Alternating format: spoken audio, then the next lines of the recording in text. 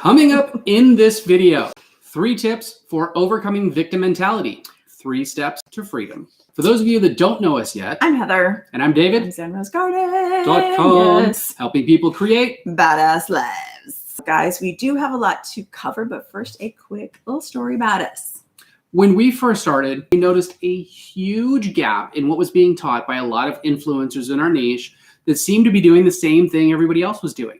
What we did notice was that some taught all the cool intuitive techniques without the foundation of self-growth to stabilize it. And other people were teaching self-growth without having a clue of what to do when people started opening up their intuitive skills. And you guys know what I mean, because we work with you guys a lot on this. So both groups have a ceiling that lacks that integration. We decided to fill that gap. And if you stay to the end, we're going to show you why that's important to you. Absolutely. We've got an offer that will literally take your life from basic to badass in 90 seconds. And also we've got a free gift, as always, for just showing up, because we like to give you guys free goodies. So stick around, see what that is. And whether you're watching live or replay, if you have any questions as we go, drop them in the comments. We're going to have a short question and answer at the end. If we don't get to your question live, we're going to answer all the questions on the replay. We're pretty good at that, I think. Yep. Say hello. Let us know where you're watching from. And if you're watching live, hashtag live tribe. Like that. If you're watching replay, give us a hashtag replay fam. Now it's time for the reason you're watching. Oh, there he goes. Okay, so today's topic, we love getting the questions from you guys, and this is from one of our viewers, but this particular viewer wants their name withheld, and you'll see why when I read her question. That's a her, maybe. Okay. She says, I saw your YouTube video on being a victim last year. If you guys saw that one on victim mentality, we're kind of doing a follow-up. And I have a question. She says, my dad passed away last year and a lot of family drama happened around it. Long story short, a lot of my siblings got nasty. I know that one. And turned on each other. I got caught up in some of the crossfire. She says, I'm really angry and don't know how to stop feeling victimized and hurt. I know it isn't healthy to live there.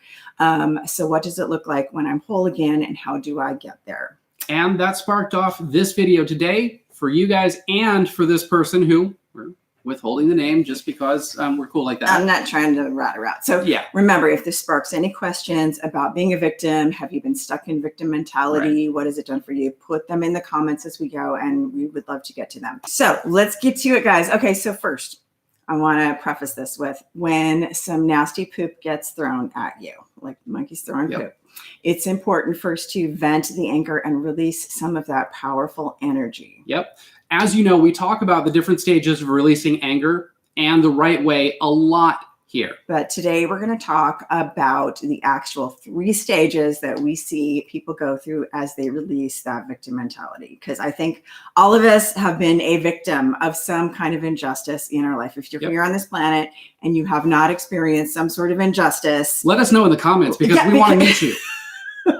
I want to give you a prize, because I don't think any of us gets out alive. Well, we definitely don't, but wow. Yeah. So let's break it down. So we're going to go into these 3 stages. The first stage is punishment.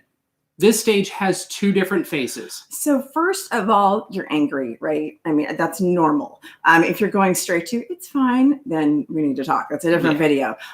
What has happened to you is not fair. So right? This is an absolutely necessary stage. You need to understand this has happened, whatever this is, and it sucked. So you can then make adjustments to prevent it from happening again. Otherwise, you're just setting yourself up to be a victim again and be like, what's going on? Or you're stuck in the loop. So for instance, you might need better energetic boundaries with people, like, no, don't cross this line kind of thing. Or you might need a full-on alarm system and a pit bull named Killer. Yeah. I just thought of pit bull. Pit bulls. Hey. Pit bulls can be really nice. Pit bulls. So I love pit bull. So too, the second part is you might want to seek revenge, right? Some kind of divine retribution on the person. Those are natural kind of primal feelings. You're angry. Why did this happen? And I want revenge. That's our like primal caveman self coming out to be like, anger. And it sort of is necessary because it has to be strong enough to let you know that you need to create some sort of healthy way to prevent this from happening again. In stage 1, though, it is time to process. It is not time for acting out of that emotion or that impulse because you're not thinking clearly or seeing the big picture yet. You're still caught up in a primal reaction. Your animal self needs to get angry, but that's not the place to make any kind of lasting change in that area. So stage 1 is not time to get the Punisher on speed dial and say you need to, no. Although it feels like it. Right. Although it feels like it. So that stage 1 is normal. We've all felt it. Don't be denying it. So stage 2 is complacency. Okay. And I want to clarify complacency because this is sort of the it is what it is stage, right? And I see a lot of people actually get stuck in this stage. You're not supposed to stay here. Right. But it is sort of the transition stage after you kind of start to release your anger. You kind of get to this point where, it is what it is. It happened. Bleh. Right? This is different. I want to clarify. This is different from the other it is what it is. And we'll talk about that in just a minute. So, go ahead. The other it is what it is. Because I say it is what it is all the time. But this would be, an example would be like, oops, they forgot the rainbow sprinkles in my latte. And it's too late to go back and get some because I'm already at the office. Now, on a side note, if you're feeling victimized because of those rainbow sprinkles, you might not be ready quite yet for the rest of this video. So go back and watch the replay. So you might actually decide you don't like your latte with rainbow sprinkles. It's better, but that's not what we're talking about. So anyway, in stage 2, you can get stuck in that giving up attitude of, oh, well, I guess I just can't win. It is what it is. But if you decide to hang out there for too long, it might become your new comfort zone. And you know how we feel about the comfort zone. There is no growth in that comfort zone. Right. So you don't want to live in stage 2. This is a place that's better than stage 1 where you're not a raging maniac, because that's not safe for anybody and you're going to lose friends real quick. And then it's a new victim mentality. Like, I have no friends. They all left me. Maybe it's because you were a raging maniac. And if that's your issue, let us know in the comments and we'll make a video about that. Another video. But I don't know if that's an actual thing, but we're here to help. But this is just meant to be kind of a resting place while your mind is putting together the pieces of the puzzle that gets you to stage 3. Like I said, this is actually an important stage, even though it might feel like it's sort of like almost numb, but it's okay. Just don't stay there. Right. So talking about stage 3, this is where we get to gratitude and forgiveness. Really super important. Here's the thing. If you jump to forgiveness in that stage 2, which is like complacency, it is what it is. Or in stage 1, where you're a raging lunatic. So you're like trying to forgive, but you're still angry. The forgiveness is not going to stick. And this is what we call bypassing. So if you're trying to get to forgiveness in stage 2, when you're like, it is what it is, you might be like, it is what it is. It's a spiritual bypass and you haven't quite processed all the reasons yet. Right. You're trying to jump to those yummy rainbow sprinkles without getting pissed off that you didn't get any. Right. So stage 3, gratitude and forgiveness. This is when you learn the lessons and are actually grateful for the experience. You start to see in this stage, the positive butterfly effect around you and how this situation has actually helped you. So as your mind is putting together the pieces in stage 2, it's like, hey, look at this. If this hadn't happened, this wouldn't have happened. This wouldn't have happened. This wouldn't have happened. You wouldn't have met the person of your dreams or had your dream job or had the guts to do this step. So we can't see that bigger picture with clarity until we get through stage 1 and stage 2. Right. So you also see the negative long-term butterfly effect. And that is what would have happened if you had not gone through what you went through. Like, even though what you went through might have been totally crappy while you were going through it, if you hadn't gone through it, you would have actually been stuck in the actual toilet and not been able to crawl out. Is that a crappy kind of example? But it's true. That's literally a crappy example. Don't get stuck in the freaking toilet. Yeah. So you don't know, but you can't get to the understanding and the reasons if you're recycling the stage 1. Right. Caught up in it again and again. Because have you met anyone, I know I have, who like to be in that victim mode, who just loves the toilet, kind of live there. Yeah. Right. So let's be clear on this. This is our bonus tip. Okay. And we want to be really clear. Yeah. You can be a victim. You can be victimized and also not live in victim mentality. Okay, just because you experienced the thing, just because you got all the feelings, doesn't mean you have to stay there. But just mark yourself, like we said, in stage 3. You can't go straight to like, it's fine, it's fine. Realize you're lucky as fuck and you dodged a bullet. It's not authentic. So you can't go straight to that authentic gratitude and forgiveness until you go through the steps. So honor the authentic process in whatever process you're in. So we say this because when our victim mentality video we did last year, we had a few people actually get a little bit miffed at us. And I thought it was quite amusing.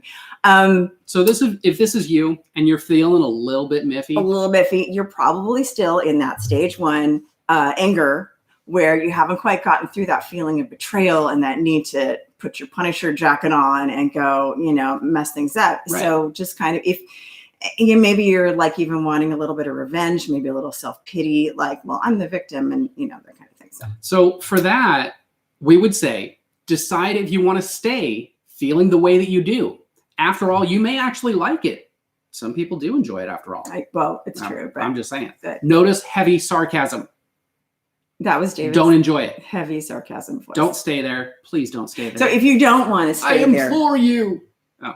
You don't. I'm done. And the Oscar goes to David, Caren. I'd like to thank the Academy and myself. That was not like an open door for you to go on. Okay, so if you don't want to stay there. It was a runway. I blocked it. Do some reflection on releasing the anger until you can get to stage 2, which, as you recall, is the it is what it is stage. Then you have somewhere to go from there. It is really, really hard to jump from that hardcore feeling victimized to understanding the lessons and forgiveness until you release some of those most powerful, most high energies that are holding that victim mode in place. Until you can process it, you're going to be held captive by those emotions. Process them. Process them. Okay, I can't wait to get to a few of the questions. I see them already popping off, and I'm excited about it. Right, I've been noticing like all of these people popping in. Because I don't think we're not seeing you. We just want to get through the material, but I'm like, Mystic Channelings with Aaron Hurley. He's got some stuff. So you guys, this is a big one because see lots of hands being raised. So the questions we have so far is what's victim mentality? So victim mentality is any time that you're feeling victimized and you've got the mentality of being the victim and haven't quite processed through it yet.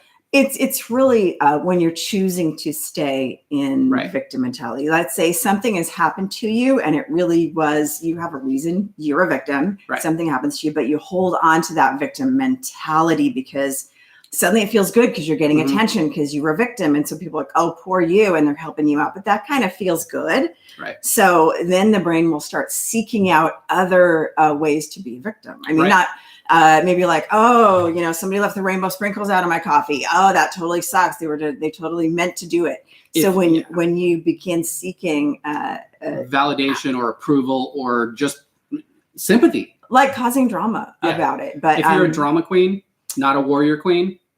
And I'm not talking about when something serious happens to you. That's I'm not belittling people that have serious things. I mean, when something happens and you get addicted to that feeling of the attention you got, and then you start creating situations, new stories, and you stay in that energy that feed that energy, that victim mentality. And that's when you stay circulating around in stage 1. You're kind of, in order to get that attention, you've got to sort of stay in a perpetual state of kind of a little bit pissed off. And like, oh my gosh, poor me. Why did that happen? If you're caught up in the anger of it, if you're caught up in the emotion of it, and you're caught up on everybody's drama feeding you because of your drama, that's victim mentality. So that's what we're talking about. Aaron says, how about, F this shit, and is that like a 2.5 stage? Sure. It could be. It could be like a 2 and 2.25 stage, 2 and 3/4. I think it's somewhere between 2 and 3. I think you can have a little, floor 3.5 if you want. Also, Aaron Hurley, he says it's a spiritual journey. Sometimes the human experience is going to suck. Yes, it's integral to the human experience. But imagine when you actually get through it and are actually authentic in stage 3. That's Absolutely. It. When you're authentic in stage 3, it's true forgiveness. It's true gratitude for the experience. Yes. Not pretending that you have gratitude. You can't bypass that. So Laura says, I noticed that my feelings of victimization caused me to become super sick for a long time. So it seems worth getting over. That's a big part of how I recovered from chronic pain. True story. And I'll tell you that absolutely, when you internalize that victim mentality, and I know I've done it through my journey, it can cause physical pain in your body because you are internalizing anger, you're internalizing toxicity. It's got to go somewhere. That's why in stage 1, we say that it's so important that that you got to anger vent the toxin. Punishment stage where you got to vent it. You're angry. But you got to get that anger out. You can't go straight to it is what it is until you find a way to release that anger in a healthy way. In a healthy way. Don't go calling the Punisher. Yep. Hillary says, is there any crossover with stage 2 and avoidant personality? Yes. Absolutely. Because the avoidant personality is the person who is protecting themselves from pain by avoiding maybe the emotions of anger, frustration, or just the process itself, avoiding the processing. Because the human mind is designed and wired to avoid pain, it can definitely go into the avoidance mechanisms that you're talking about. But once you process through it and do get to the other side, the avoidant personality or the avoidant tendencies tend to also release because you know what it looks like to get to an authentic forgiveness, an authentic acceptance, and an authentic appreciation for the process itself. You've triggered your mind into a feel good of the processing and what happens after the processing. Okay, so you're kind of rewiring the brain to say, okay, so this victim mentality might feel bad, but getting to the other side of it feels even better. So I'm going to strive and go through the temporary pain to get to the more lasting fulfillment. So I think I love this question because in stage 2, the avoidant personality can get stuck in the stage 2 and it can go into spiritual bypassing, which is like, it is what it is. It's a fake kind of forgiveness when all you've done is bury the anger and that hurt way down, and you're showing this, oh, I forgive them, it's okay, it's fine, it is what it is, but really you can totally tell the person's like on a load of Prozac, right? So I think here what the person is avoiding is that processing that has to happen in stage 2, where your mind is like putting the pieces together about why this might be a good thing for you and how you can use this to help you in your life. Some of those things your subconscious might be putting together might be personal responsibility for your part moving forward. And that might not be something the avoidant personality wants to look at, because then they got to take responsibility for, shit, here's the reason that I have a part in this. Vanessa says, do you think meditation and keeping your chakras aligned will help you overcome this? As far as meditation and keeping your chakras aligned, absolutely. That can definitely help to bridge the brain thing. So meditation, watch our video on simple meditation for beginners. It sounds like it's dumber than it is. Simple meditation. But what's happening when you meditate and you do chakra work or any sort of stuff like that is you are lengthening the time between your reaction to the fight or flight mechanism in your brain and your assessment center. So when you meditate, you're strengthening that bond and you're giving your mind more time to stop and assess before you go to, I want to kill somebody. So that's literally what's happening in your brain as you practice meditation. You have more time to assess the situation and make good decision. Before that serious primal reaction kicks in. So before you do meditation or before you create some kind of a construct to bridge that gap, you're more quick to respond. You're more quick to get heated. You've got a shorter fuse. As you do more meditation, balance your chakras, do things like that, what you're doing is you're creating a stronger connection, a stronger pathway to the chill out zone and the assessment zone, where you're like, okay, let me take a look at this and see if this warrants a primal response, or if I can just chill out and this too shall pass, or it's not really worth it getting all upset about. Those things help and can definitely be benefited with meditation. Laura says, I still notice after 2-3 years of releasing the victimization that I still have little pockets of time where I have a hard time connecting emotionally. Is that part of the process or another deal? I would probably say that can be a part of the process, and it can also be another deal. I think that's part of the human experience, because you can go through the initial cycling of releasing a certain traumatic event, but then you might have a trigger that comes up in the future. And if you feel yourself shutting down, that might just be another layer of healing that has to do with, maybe that, maybe other things. And just kind of note it and go, that's interesting. Why am I holding back? And be kinder to yourself in those moments when you do shut down, when you feel like you're having a difficult time connecting emotionally. Realize that this is still your mind working as designed to do its very best to protect you from what it perceives to be pain. Maybe it's just full up. Maybe it just can't process right now. Honor that moment when you can't connect emotionally. Be in that shutdown, in that dissociation, whatever it is.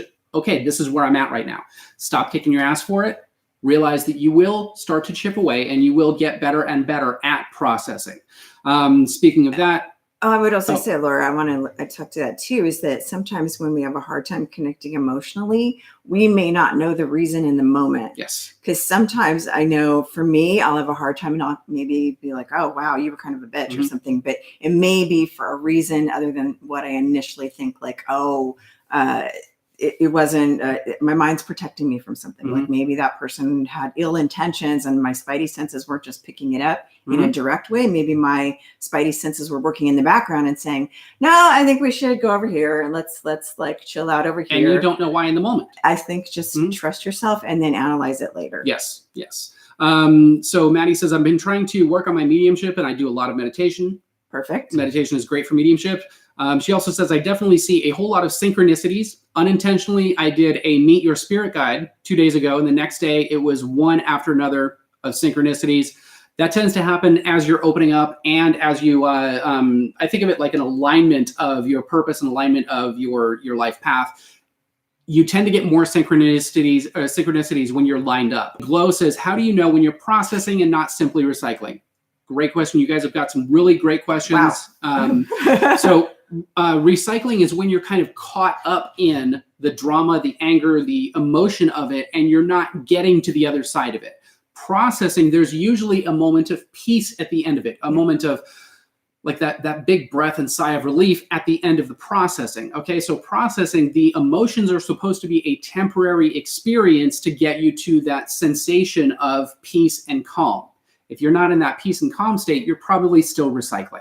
So with any traumatic event, you might have several layers of processing, cycles of processing, because it's really not a one-time thing. So at the end of whatever series layer cake of the processing you're coming through, you'll probably have an epiphany or a moment of realization of why that emotion was there, what the anchor means, what some sort of nugget, however small, that's going to help you get to the next place. Right. So if you're recycling, you're going to continue to stay agitated. You don't want to do that. Yeah. You might have another layer of processing that might feel like, oh, here I go, I'm recycling this again.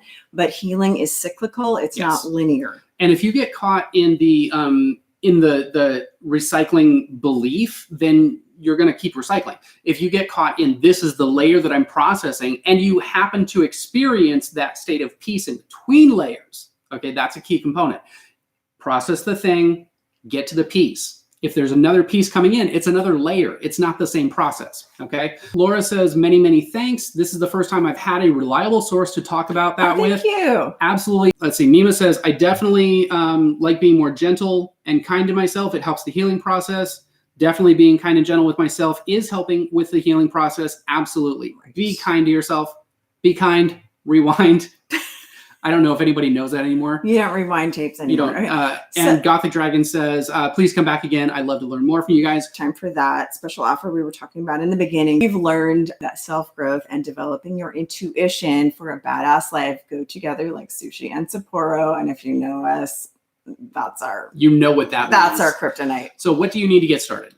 Let's start with the question. So we want to know, where are you on your self-growth journey? All of our clients are a range of places on their journey.